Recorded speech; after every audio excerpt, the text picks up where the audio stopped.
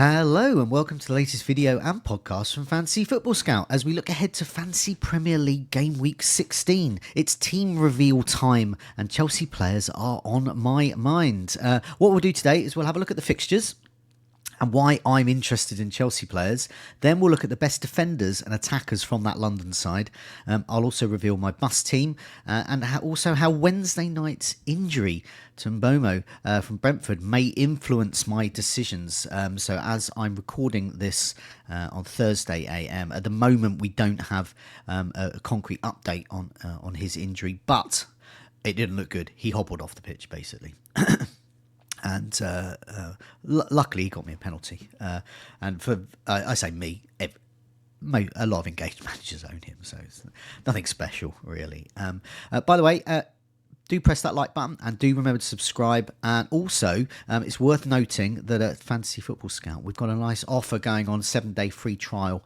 And that's going on for our members area. I've got some tables that I'll show you in a sec. And these are the sorts of things you can get from the members area there.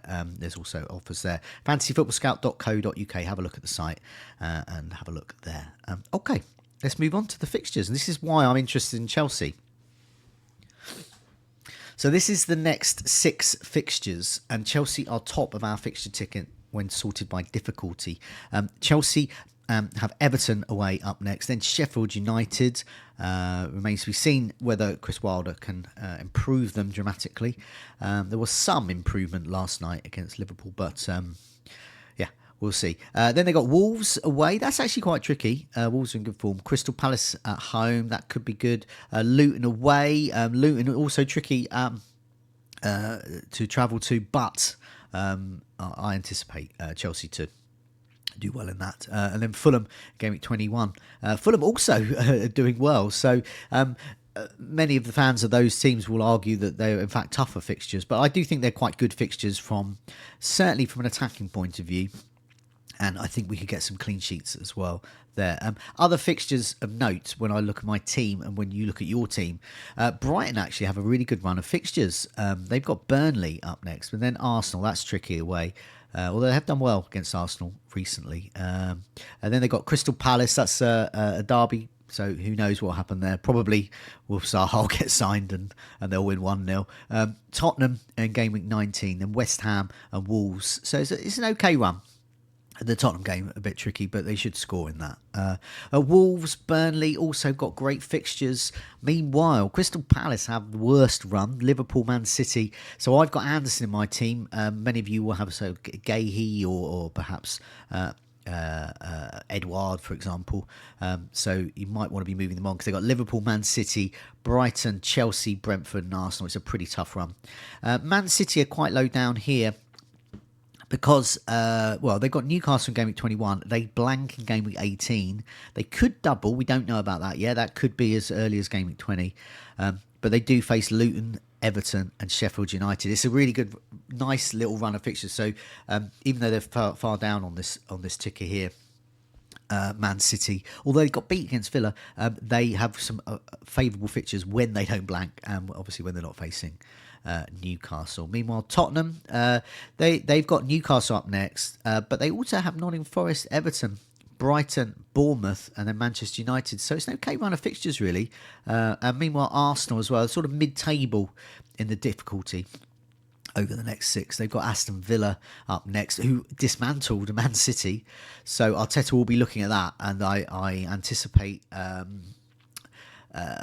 an attempt to go 1-0 back to the days of 1-0 to the Arsenal there. So they certainly won't want a Luton-style game where they try and win 4-3 or lose 4-3 even. Brighton are up next for Arsenal, then Liverpool. So that's not a great run there. But then they've got West Ham, Fulham and Crystal Palace. So overall, it's okay. So if you've got maybe a double Arsenal defence, that's tricky. I would possibly be looking to move off that. I personally don't. I've only got Gabriel, and I'm happy to sort of keep him, bench him whenever, or that decision to bench him might be taken away from me by Arteta. Other fixtures there, I guess Liverpool are worth mentioning. They've got Crystal Palace away next. Now, Tsimikas and Darwin were both benched, although Darwin did come on and get an assist in Game Week 15. That bodes well for their start for this game. That's great. Brighton, I did mention Brighton there, and I've got a dinger in my side. I anticipated him to get actually benched in game week 15. He played 85, 86 minutes. That's what he's doing. He's playing 85, 86 minutes, 90 minutes even, and every match, Europe. And the first half, I was getting a bit worried. I thought he's not looking good. But then the second half, he came alive. He could have scored, could have set up a goal. There was suddenly the balance of Brighton's play was moving from Matoma's left over to Adingra's right on occasions. Matoma is still the main draw there, certainly on the eye test, but also in terms of assist potential there. And Gross as well is also another option for Brighton if you want to go there. But it is tricky. I can understand why people put off Brighton with rotation, but those with Adingra like me, it's a great fixture at home to Burnley. But will he start? I think he either will start or he's going to come on in the 60th minute, and I'll take 30 minutes of Adingra against Burnley at home over a number of other players, especially the likes of Archer, for example, in Sheffield United. So anyway, there's the fixtures. So Chelsea, at top of my thoughts there. Great run of fixtures, and I think for defence and attack. So I have no Chelsea. So what I'm going to do is I've got a table here of best defenders, and I've also got best attackers. So let's go with the defenders first. Okay, so what I've done is I've sorted this by an old-fashioned metric of chances created. Now, XA is very popular, obviously, for good reasons. So these chances might be rubbish, but I just thought we'd just go back to basics with this one. I've actually sorted this by chances created, but one of the main metrics I've looked at for defenders, because or those that so it's a case of those that play. So starts is important, but also will they actually get me some returns? Perhaps even if they concede. So I'm looking at minutes per baseline bonus. So these are the sort of, rather than just getting a clean sheet or an assist or a goal, these are the sort of jobbing things of like tackling and passing and blocking and all those kinds of things. And so I'm looking at a good score there. I'm also looking at a creative player, so the assist potential I want there. So things like crosses are quite important. So let's have a look at those names then, especially for those listening on the podcast version. So Reece James is top in terms of chances created, pure chances created. He's also top in terms of minutes per baseline bonus points. This is in the bonus points system that they have. He is getting a point within that baseline, within that bonus point system, every 4 minutes. So it's pretty good. So shots inside the box, he's had 4. This is the whole season, by the way. Chances created 11, that's top. Crosses 25, that's huge. Assist 1, so he can actually get an assist. This is the problem though. Starts, and I should put in brackets, legs made of jelly, because he's only started 4 games because he just has not been available. And even last night in game week 15, I thought, well, okay, let's have a look at Reece James. Well, he did come on, but he was actually benched. So I don't think over Christmas I'll be going for him, because I don't think I'm going to get the same level of games. Next on the list is my top choice, Colwell. Not just because I'm a Brighton fan, he played there on loan last season, but he's 4.5 million. James is 5.4, so there's a big difference there. Minutes per baseline bonus every 6.7 minutes, so it's not far off James. So he's still getting those baseline bonus. Shots inside the box, double James, 8.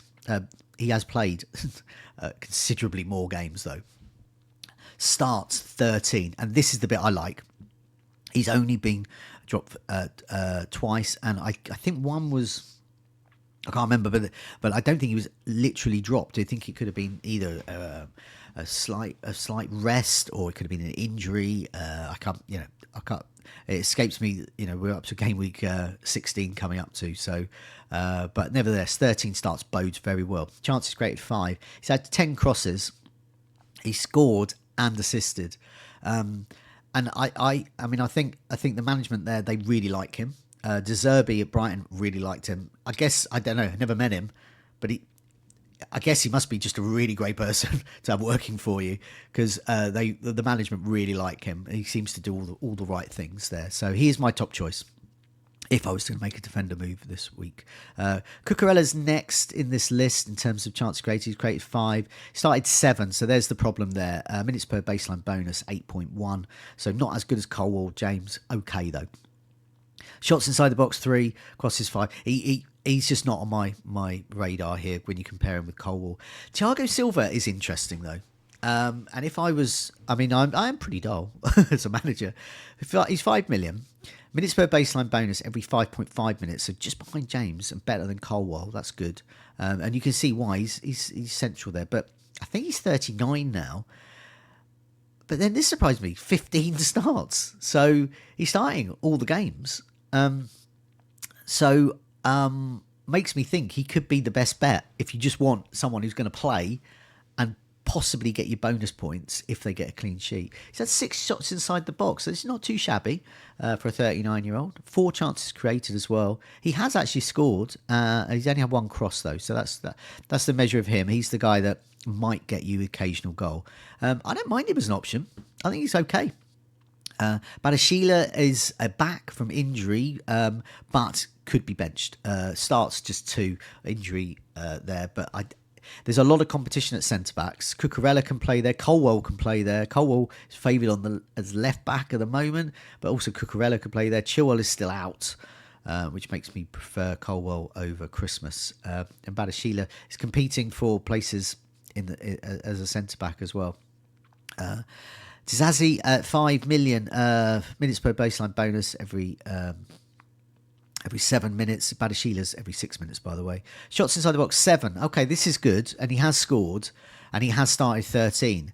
So he could be a little under the radar gem there. But I just think, depending on the sort of person you are, if you're okay betting that James's legs can hold out and are happy to see him benched occasionally, James is okay. Pretty good. Is the best one in terms of crossing, creating chances and those baseline bonus. But Colwell, I think, is the one. He's got the cost. He's got the starts. He might get benched once, maybe twice, but not over Christmas. You might miss a game. But that's it. That's pretty good over Christmas. Thiago Silva, if you're really dull, because he's just ultra reliable. Old warhorse. Okay, let's have a look at the best Chelsea attackers. Before we do that, just a reminder again, do press that like button. And do remember to subscribe so you can keep up to date with all our latest videos and podcasts. And also remember that offer, fantasyfootballscout.co.uk for membership. Best Chelsea attackers. Now, last night, Brian Mbeumo, he's new in my side. He's got me an assist and a goal so far for the 2 games that I've had him. But that may be it, because it looks like he might be injured. We're going to get some definite... Look, check out Team News video with myself and Neil later in the week. You might get some updates on Twitter as well, or rather X, I should say. So have a look at Fantasy Football Scouts X account there to get the latest. And if that is the case, then I will swap him out for a Chelsea defender. Now, I can go up to about 8 million or so, but I'd like to 8.5 million, I think I can go up to, but I want to keep some money in the bank for to upgrade Darwin to Watkins in Gameweek 18. So I want to keep sort of 0.8 or so back, a million or so back. So I can go up to about 7.5 million or so, which means I can get pretty much any of these guys in midfielders. So I put Jackson in here. If you're in the market for a striker, he's the main striker for Chelsea. It remains to be seen what's going to happen with Nkunku, but doesn't seem to be back training with the team yet, or rather doesn't seem to be ready to play yet. But so I've sorted this by minutes per expected goals non-penalty. We all know if I did it by penalty, then Palmer will be top, and we know why. But what I was more interested in was how effective Palmer is in open play. So anyway, Jackson's top of that metric. Minutes per expected goal involvement, non-penalty every 128 minutes. So these aren't good stats here, but nevertheless, it's a good metric to measure them by. But shots inside the box this season, 32. That's great. Chances created, 11. He's had 6 goals and an assist. But his minutes per baseline bonus is absolutely atrocious, which shows how much he's shooting and how rubbish most of those shots are or have been. Minutes per baseline bonus every 108 minutes. So you might frequently see him with minus in this baseline bonus system. So I'm not going for him. I'm not personally in the market for a striker, but if you are, I don't actually think Jackson's a bad bet. Broja replaced him during the match, and we'll see that much more. Broja might even get the odd start, which sort of puts me off Jackson. Yeah, Broja's next, 4.9 million. Minutes per baseline bonus, much better, every 19 minutes. Shots inside the box, 5, but just 2 starts. Jackson's had 12. But he has scored and he has assisted, so he's making the best of his minutes. But I'm not even going to mention the minutes per expected goal involvement, non-penalty, for the rest of them, because they're getting quite poor as well. So, for example, Gallagher's one is every 1,180 minutes, so not so good. So Sterling is next. Now, Sterling, I think, is a really good buy, but I do think Palmer's better, and I'll show why with these stats here. So Sterling's minutes per baseline bonus is every 22 minutes, so that's not as good as Palmer's at 9 minutes. Shots inside the box, though, Sterling's 19 to Palmer's 12, but bearing in mind in terms of starts, so Palmer has only started 8 because obviously when he came into the side he was a new recruit. He didn't start game week 14 because of his training ground sort of precaution there. Sterling has started 14, so Palmer's 12 shots inside the box is really good in comparison to Sterling across his 8 starts. Chances created, Sterling 17, but Palmer in 8 starts, not 14 starts, 8 starts, 18 he's created. He's taken 8 corners. I mean, this is just screaming Palmer here. Crosses, yes, Sterling's had 37, but he's had almost double the amount of time as Palmer. Palmer's had 14 crosses. Palmer, 5 goals, Sterling 5 goals, but Palmer's on penalties as well. So that's why that's going to be beefing up, and they can't be ignored. Assists, 4 for Sterling, 3 for Palmer in just those 8 starts there. So as with Colwell in the defence, for me, I think is the best Chelsea defender. Palmer is just screaming the best here. I'll mention, before I look at my team, Mudryk and Gallagher. They are also rounds. Mudryk, I don't think he's going to get the start, so he just had 6.3 minutes per baseline bonus every 13 minutes. He's created 8 chances, had 12 corners, 25 crosses, so he's a cross man, but I don't think he's as good as Palmer or Sterling even. Gallagher is another one to mention here. Obviously, his minutes per expected goal involvement on penalties is pretty poor. He's had 23 corners. He created 20 chances, so he's more your chance creation man. He's had 14 starts, though, same as Sterling. So I think he is... I think you're going to get some starts out of him. If he is fit, that is. But shots inside the box 7, crosses 23. So yeah, let's have a look at my team then. So I'm in the middle of game week 15 at the moment. I've just dipped out the top 200k. I've got not many, 26 points, but I've got Dubravka, Son, and Porro to go. So I'm hopeful I'll sort of claw that back and sort of get back in the top 200k and then move on. So here's my bus team. Okay, so I'll read it out and then I'll explain some of my decisions here and what I might do. So I am actually going to play Areola over Dubravka because I don't fancy Dubravka getting a clean sheet against Tottenham. Also, I've got Son as an attacker, but I don't have any Fulham attackers. So I'm sort of I'm not hedging my bets here. I'm just going full out. I want the maximum points I can get. Areola away to Fulham. I'm not hopeful of a clean sheet, but I'm slightly more hopeful than I am with Dubravka. Tsimikas, I'm hopeful he'll play away to Crystal Palace because he was bench game week 15, and it's just for rotation reasons, nothing to do with injury as far as I know. Gabriel away to Aston Villa. I'm probably going to play him. But I was thinking of getting him out for Colwell, or rather sort of benching him, and Anderson's on my bench. I was going to get him for Colwell, but Mbomo's injury might change that. I've also got Pedro Porro at home to Newcastle. Once again, I don't expect clean sheet, but I haven't got Porro for clean sheets. I've got him for assists. So as soon as Maddison was out, I decided to keep him, and it's proved. So I mean, in the 3 weeks or so since that, he's got me 2 assists. So. I'm looking for assist potential there, and he's still pretty much I think he's still a differential. I thought he was in my head, but I think more people are coming around to getting him now, and I think that Porro would be my top choice, but possibly not this week. Possibly game week 17. onwards. Because I think the fixtures, I mean, when we were looking back at those fixtures, Tottenham got Newcastle, but then they've got Nottingham Forest game week 17, then Everton. So I think that's a nice little, start of a nice little run there. They do have Brighton and Bournemouth once again. You don't get Porro for clean sheets. I've got Salah away to Crystal Palace as my vice captain currently, but I might switch to the captaincy on him. Son, obviously. In a 3-5-2, I've got Son home to Newcastle, Saka away to Villa. I think that'll be a tough match, but who knows what can happen. Arteta will have studied that City game and see what he can do. And Bomo could be injured away to Sheffield United. That's really annoying, but not as annoying as for him, obviously. Adingra at home to Burnley. But if he starts this, then he is officially a robot, because I have no idea how he keeps starting. He's really young as well, and I don't understand in the last game how he seemed to get better in the second half. So clearly De Zerbi can see some superhuman stamina ability in Adingra. Up front, I've got Darwin, who should play this one because he was benched game week 15, and Haaland away to Luton. On paper, he should be the captain. And I think if you were going to bench Haaland at any point coming up in the league, it's possible this could be the game to do it. But, however, he will have seen what Luton did to Arsenal, how they almost beat Arsenal. Guardiola is also lost to Villa, so he's going to need to come back and bounce back here.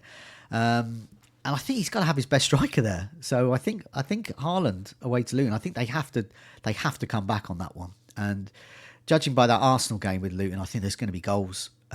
Could be both goals at both sides. On my bench, I've got Dubravka, I've just explained. I've got Anderson, who I was going to swap to Colville. I've got Archer at home to Brentford, which isn't too bad. And Lamptey, who's perma injured on my bench there. So, and Bomo injury, yeah. I mean, I've just gone through the slide. Chelsea are my top target. Palmer.